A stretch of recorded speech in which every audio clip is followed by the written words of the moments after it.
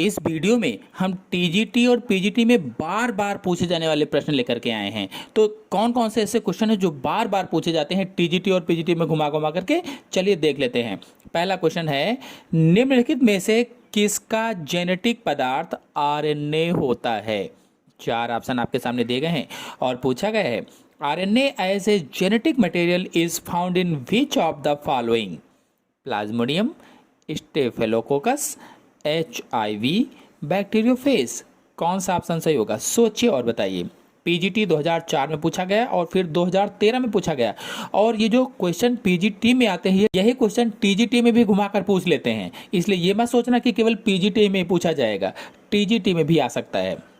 तो कौन सा उत्तर सही होगा? उत्तर सही होगा इसका CHIV, यानी कि जेनेटिक पदार्थ के रूप में केवल आरएनए HIV में पाया जाता है, HIV में। और HIV एक रेट्रोवायरस है, रेट्रोवायरस, जिसका जेनेटिक पदार्थ एक सूत्री आरएनए होता है, सिंगल स्टैंडर्ड आरएनए होता है।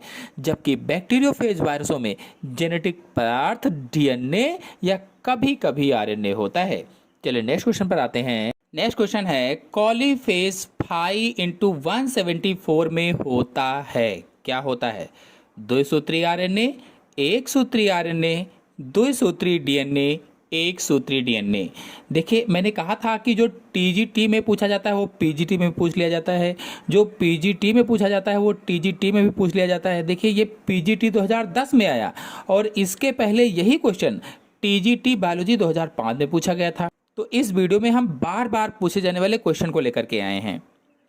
तो इसका आंसर सही होगा डी, सिंगल स्टैंडर्ड DNA या एक सूत्री DNA। आपको बता दें कि कॉलीफेज 5x174 एक प्रकार का जीवाणु भोजी वायरस है या बैक्टीरियोफेज होता है, और इसमें आनुवंशिक पदार्थ या फिर जेनेटिक मटेरियल एक सूत्री DNA होता है या सिंगल स्टैंडर्ड DNA होता है। चलिए नेक्स्ट क्वेश्चन पर आते हैं। नेक्स्ट क्वेश्चन है, प्लाज्मिड जो ड्रग प्रतिरोध उत्पन्न करता है कहलाता है? चार ऑप्शन आपके सामने दिए गए हैं और ये क्वेश्चन पीजीटी बायोलॉजी 2004 में पूछा गया और फिर घुमाकर 2013 में पूछा गया। F factor, call factor, TI plasmid, R factor. ये क्वेश्चन टीजीटी में भी पूछा जा सकता है, इसलिए इसको अच्छे तैयार कर लीजिए। कौन सा आंसर सही होगा? वीडियो को लाइक ना किया हो तो लाइक कर दीजिए, अपने सभी दोस्तों में शेयर कर दीजिए। फिलहाल इसका आंसर सही होगा डी, R फैक्टर। आपको बता दें कि F फैक्टर जनन प्लाज्मिड है। TI प्लाज्मिड जो होता है ये ट्यूमर प्रेरित करने वाले प्लाज्मिड होते हैं।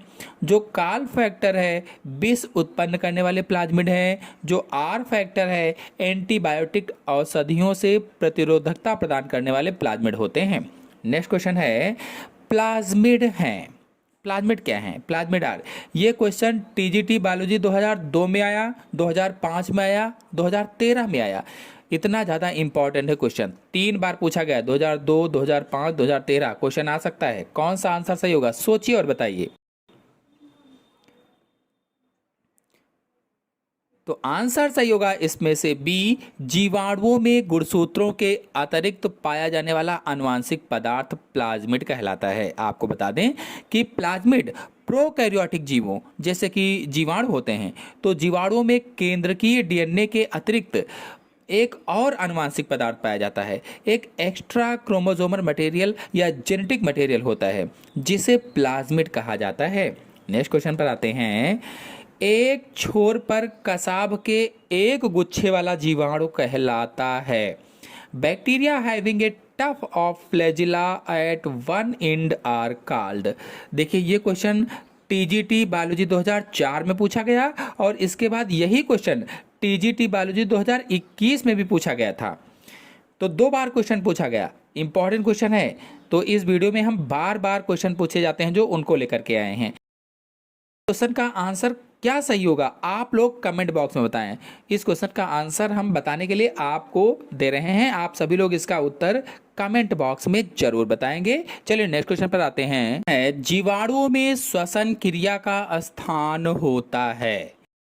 देखिए ये क्वेश्चन टीजीटी बायोलॉजी 1999 में पूछा गया, फिर यही क्वेश्चन पीजीटी में 2004 में पूछा गया और फिर टीजीटी में 2010 में पूछा गया। तो इस तरह से एक ही क्वेश्चन कई बार घुमा घुमा कर पूछा जाता है।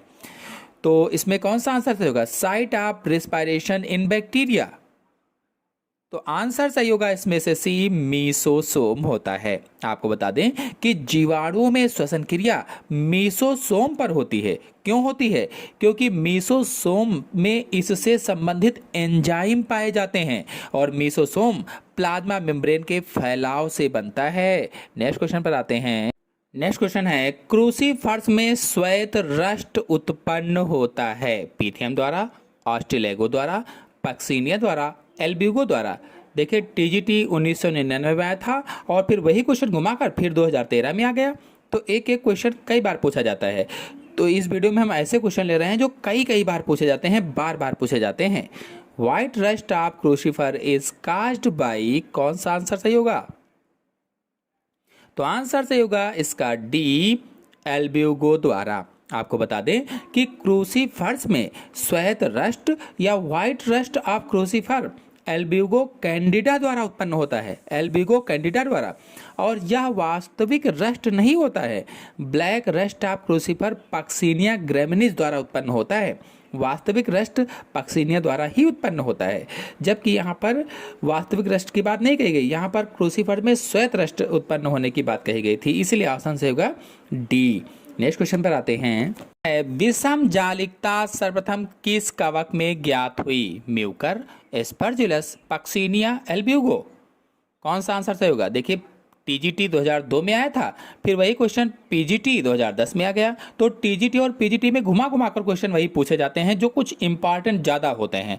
तो इस वीडियो में हम मोस्ट इंपॉर्टेंट ऐसे क्वेश्चन लेकर के आए हैं जो बार बार पूछे जाते हैं। कौन सा आंसर सही होगा? सोचिए और बताइए।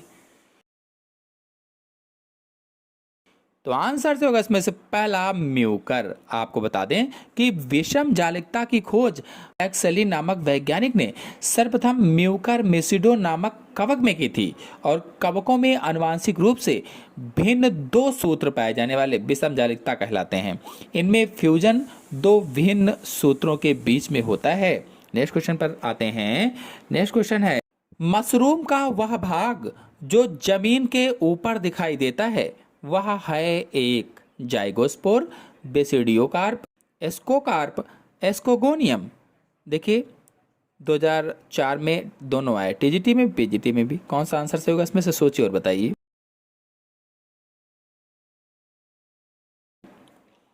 आंसर सही होगा इसमें से बी, बेसिडियोकार्प। मशरूम का वैज्ञानिक नाम एगेरिकस है और यह बेसिडियोमाइसिटीज वर्ग का एक कवक होता है। इसमें बेसिडियोकार्प एक फ्रूटिंग संरचना होती है, फ्रूटिंग स्ट्रक्चर होता है जो जमीन के ऊपर दिखाई देती है।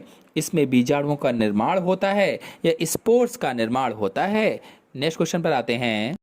नेक्स्ट क्वेश्चन है, नीचे लिखे कवकों में से कौन सा खाने के लिए उपयुक्त है? Which one of the following is an edible fungus? देखिए यही क्वेश्चन टीजीटी 1999 में आया था और फिर वही क्वेश्चन पीजीटी बॉटनी में 2000 में पूछा गया। कौन सा आंसर सही होगा? सोचिए और बताइए। तो आंसर सही होगा इसमें से सी, मॉर्केला एस्कुलेंटा। बता दें कि मॉर्केला एस्कुलेंटा एस्कोमाइसिटीज वर्ग का एक कवक होता है और इसके अंतर्गत एस्कोकार्पस खाने योग्य होते हैं। नेक्स्ट क्वेश्चन है, कैप सेल्स पाए जाते हैं नास्टाक में, स्पायरोगाइरा में, ओडोगोनियम में, सारगाशम में। देखिए यही क्वेश्चन टीजीटी बायोलॉजी 1999 में पूछा गया था, फिर पीजीटी बॉटनी 2000 में आया, फिर 2004 में आया। इंपॉर्टेंट क्वेश्चन है, कैप सेल्स पाए जाते हैं।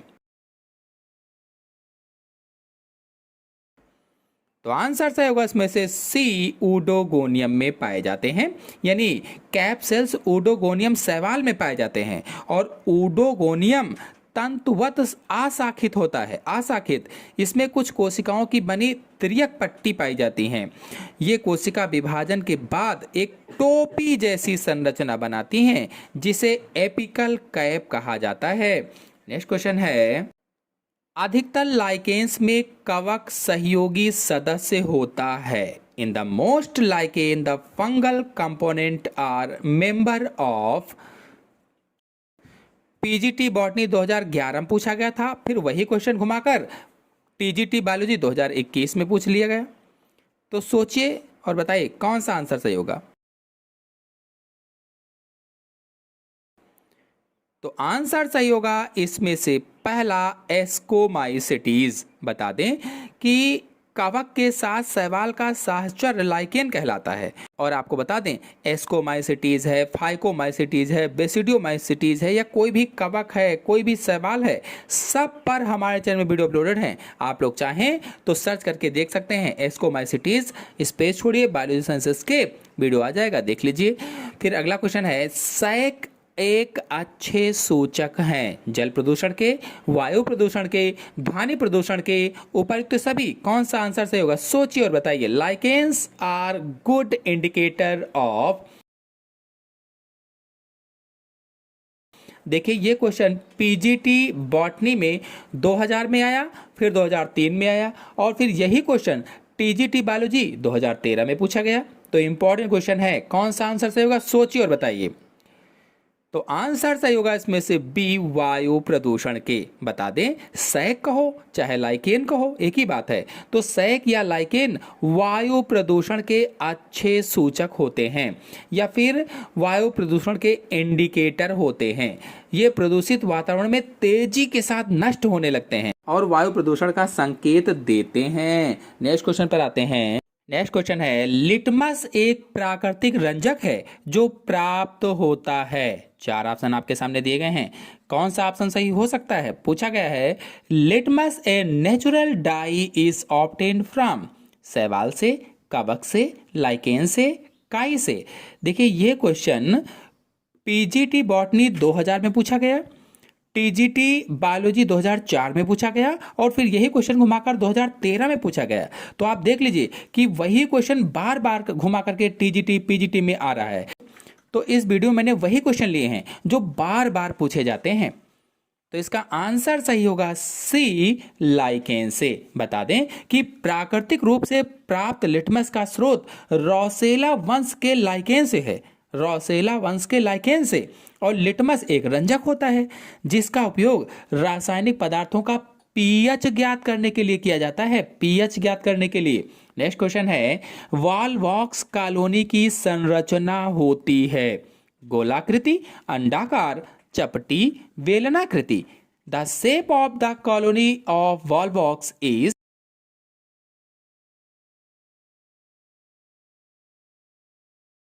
कौन सा आंसर सही हो सकता है, सोचिए और बताइए। वीडियो को लाइक ना किया हो तो लाइक कर दीजिए और अपने सभी दोस्तों में शेयर भी कर दीजिए। फिलहाल इसका आंसर सही होगा पहला, गोलाकृति। बता दें कि वॉलवॉक्स क्लोरोफाइसी वर्ग का एक कॉलोनियल हरी शैवाल होती है। हरी शैवाल, अगर आप लोग हरी शैवाल पर वीडियो देखना चाहते हैं तो हमारे चैनल में वीडियो अपलोडेड है, आप लोग जाकर के अच्छी तरीके से समझ लीजिए, चित्र सही समझाया है।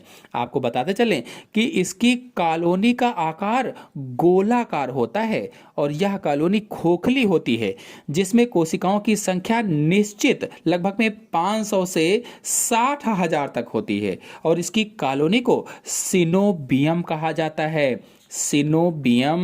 नेक्स्ट क्वेश्चन है, प्रोटीन की अधिक मात्रा वाली शैवाल होती है।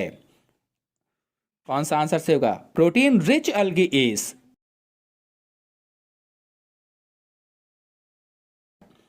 तो आंसर सही होगा इसमें से डी, स्पाइरुलिना। आपको बता दें कि स्पाइरुलिना एक नील हरित शैवाल है। अगर आप लोग नील हरित शैवाल या ब्लू ग्रीन एल्गी पर वीडियो देखना चाहते हैं तो हमारे चैनल में चित्र सहित अपलोडेड है, आप लोग जाकर के अच्छी तरीके से समझ सकते हैं। तो स्पाइरुलिना एक नील हरित शैवाल है, इसमें प्रोटीन की मात्रा 55 से 68% तक होती है और इसमें खनिज एवं विटामिन भी पाए जाते हैं, अतः इसका प्रयोग भोजन के रूप में होता है। नेक्स्ट क्वेश्चन है, डॉग लाइकेन किसका सामान्य नाम है। Dog lichen is the common name of. देखिए कहां कहां पूछा गया, कब कब पूछा गया, कौन सा आंसर सही होगा, सोचिए और बताइए।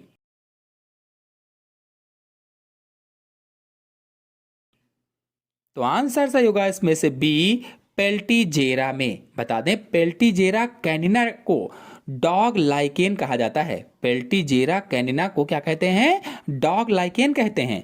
और इससे हाइड्रोफोबिया रोग की दवा बनाई जाती है। हाइड्रोफोबिया रोग माने जब कुत्ता काटता है तो उसके आखिरी स्टेज में व्यक्ति को पानी से डर लगने लगता है, उसी को हाइड्रोफोबिया रोग कहा जाता है। जो रेबीज रोग होता है उसकी लास्ट स्टेज में क्या होता है कि उस व्यक्ति को पानी से डर लगता है, जैसे ग्लास का पानी आया तो उससे भी डरने लगता है वो, तो उसी को हाइड्रोफोबिया रोग कहते हैं।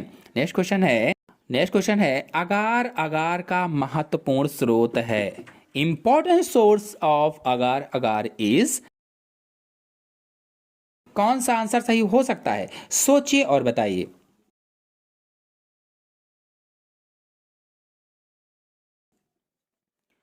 तो इसका आंसर सही होगा बी। अगार अगार एक पॉलीसेकेराइड होता है जो विभिन्न लाल शैवालों जैसे जिलेडियम, ग्रेसिलेरिया इत्यादि से प्राप्त होता है और इसका उपयोग कृत्रिम संवर्धन माध्यम में ठोस कारक के रूप में होता है। और आपको बता दें लाल शैवाल रोडोफाइसी वर्ग के अंतर्गत आता है। अगर आप लोग लाल शैवाल अथवा रोडोफाइसी पर पूरा डिटेल से समझना चाहते हैं तो इस पर भी हमारे चैनल में वीडियो अपलोडेड है, आप लोग जाकर के अच्छी तरीके से समझ सकते हैं। नेक्स्ट क्वेश्चन है बैट्रेकोस्पर्मम होता है। बैट्रेकोस्पर्मम इज, कौन सा आंसर सही होगा? सोचिए और बताइए।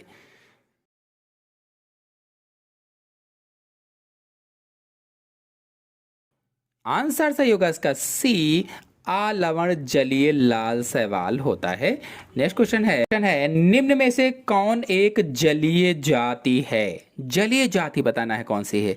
देखिए कितनी बार क्वेश्चन पूछा गया, 2010 में टीजीटी में भी आया, पीजीटी में भी आया, फिर 2013 में, उसके पहले 2005 में 3 बार टीजीटी में पूछा गया, एक बार पीजीटी में पूछा गया। बहुत ही ज्यादा इंपॉर्टेंट क्वेश्चन है। निम्न में से कौन एक जलीय जाति है? आंसर सही होगा इसका डी। रिक्सिया फॉल्यूटेंस। बता दें कि रिक्सिया फॉल्यूटेंस एक जलीय ब्रायोफाइट्स है। यह तालाबों और झीलों में तैरते हुई पाई जाती है। अगर आप लोग ब्रायोफाइटा पर वीडियो देखना चाहते हैं तो हमारे चैनल में अपलोडेड है, आप लोग जाकर के अच्छी तरीके से समझ सकते हैं, देख सकते हैं। नेक्स्ट क्वेश्चन पर आते हैं।